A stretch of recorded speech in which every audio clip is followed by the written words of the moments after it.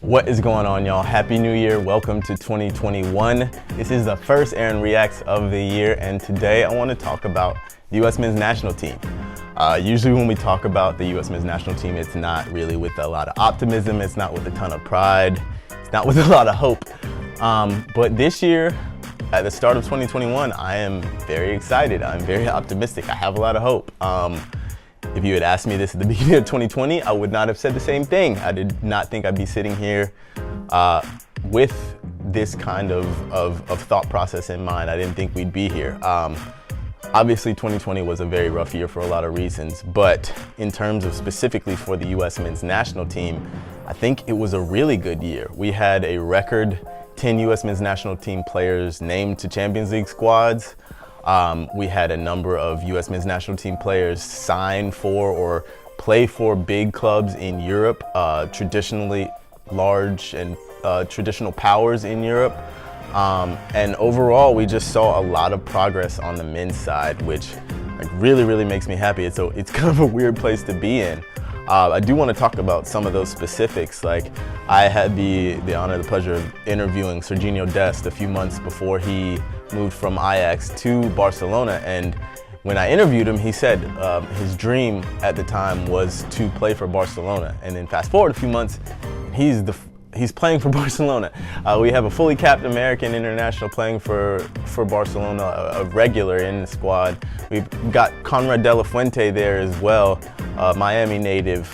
And for the first time in history, we've got two Americans playing for FC Barcelona, which that on its own is incredible. Then you have Weston McKennie going from Schalke, who's already a pretty solid European club with a good pedigree, going from Schalke to Juventus to become the first American to ever play for Juventus. It's incredible. You see Gio Reyna, son of the great Claudio Reyna, making a name for himself at Dortmund, which is the club that obviously Christian Pulisic made his name, and he's over at Chelsea doing big things, getting the 10 shirt for Chelsea.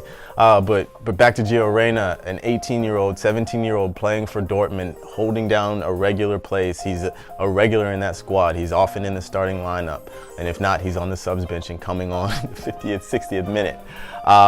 We've got Tyler Adams at RB Leipzig.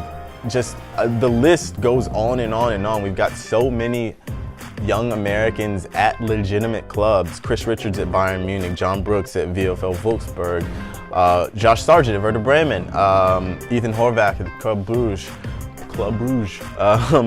and then Yunus Musa at Valencia. I hope he sticks with the U.S. national team. Alex Mendez at Ajax.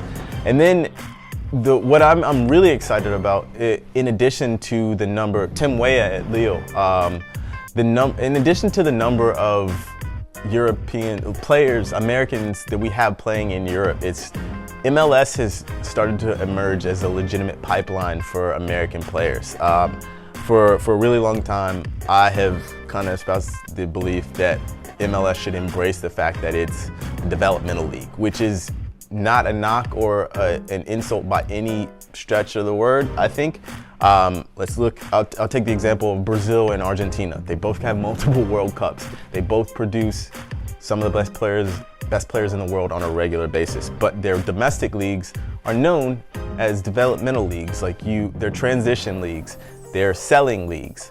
I don't think it's a knock on a league to say it's a selling league, and I think MLS has kind of settled into a very intelligent niche where they're bringing through young American players through the academy system. They're bringing in young South American talent, selling them on. And we're seeing that benefit for a lot of these young American players, like Brendan Aronson going to RB Salzburg. That's a fantastic transfer for him, I think. I think it's really good for the league.